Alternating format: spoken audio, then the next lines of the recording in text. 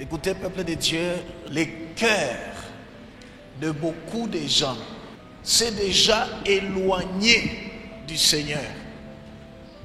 Les cœurs de beaucoup de gens s'est rapproché et s'est attaché à la vanité, aux choses vaines qu'à Dieu, aux choses qui vont passer qu'à Dieu.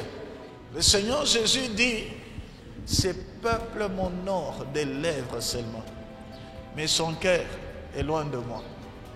Où est ton cœur par rapport à Dieu? Ton cœur est proche de Dieu ou ton cœur est loin de Dieu?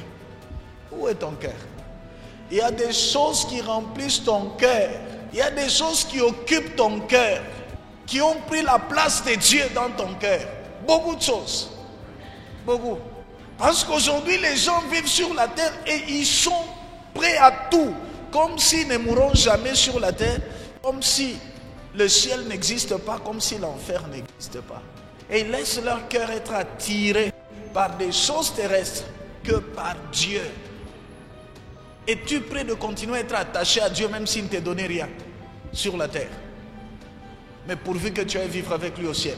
Es-tu prêt de continuer à lui être fidèle, à l'aimer, à le louer en attendant le ciel? Tu sauras où est ton cœur. Qui est ton trésor? Vous savez, il est écrit, là où est ton trésor, là aussi sera ton cœur. Qui aujourd'hui est capable de rester attaché à Dieu, fidèle à Dieu, même si Dieu ne lui donnait rien par rapport aux choses terrestres, mais il lui reste fidèle parce qu'il y a l'éternité qui l'attend?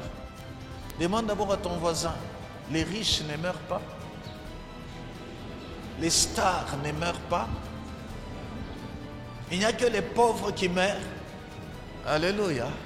Où est ton cœur, enfant de Dieu? Tu te dis tu es enfant de Dieu, mais ton cœur n'est pas chez Dieu. Vous regardez à Dieu. Mais laissez-moi vous dire une chose. Dieu aussi vous regarde. Car l'Éternel étend ses regards sur toute la terre pour soutenir ceux dont le cœur est tout entier à lui. Tous ceux dont le cœur est entièrement à lui. C'est vrai que Dieu donne, c'est vrai que Dieu bénit, c'est vrai, mais il ne veut pas que nous l'aimons à cause de ça. Il veut que nous l'aimons parce qu'il est notre Père. Un enfant ne peut pas aimer son père parce que son père ne fait que lui donner. Si le jour que le père ne lui donne pas, la semaine que le père ne lui donne pas, il n'aime plus son père, l'amour du père diminue. Le père reste le père. C'est naturel cette affection. Dieu veut que ça soit naturel ou spirituel, cette affection que vous avez avec lui. Que vous trouvez l'argent, que vous ne trouvez pas l'argent, vous vous affectionnez au Seigneur. Peuple de Dieu, si tu ne veilles pas sur ton cœur, tu vas te perdre. Si tu aimes Dieu à cause de l'argent, juste à cause du mariage, alors sache que tu vas te perdre. Parce que Dieu, lui, éprouve ton cœur.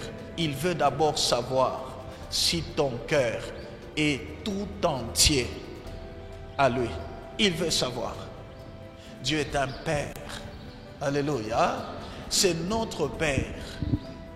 Et le Seigneur connaît très bien que l'homme est comme une feuille, est comme de l'herbe. Et sa gloire est comme une fleur.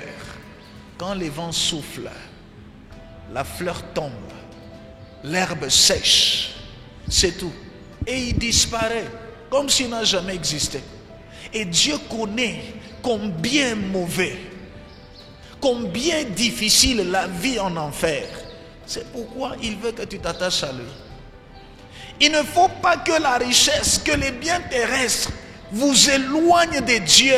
Non. Ce que Dieu veut, c'est que tu t'attaches à lui.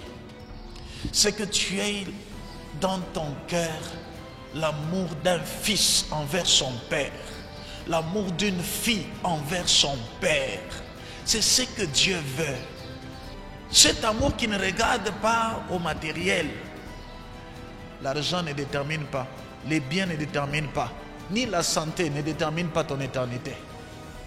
Mais ton cœur qui est attaché à Dieu détermine ton éternité. Demande au Seigneur de réveiller, de ramener ton cœur à lui. D'ôter en toi, d'enlever de ton cœur tout ce qui t'éloigne de lui. Élève ta voix, demande au Seigneur, prie pour ton cœur. Prie.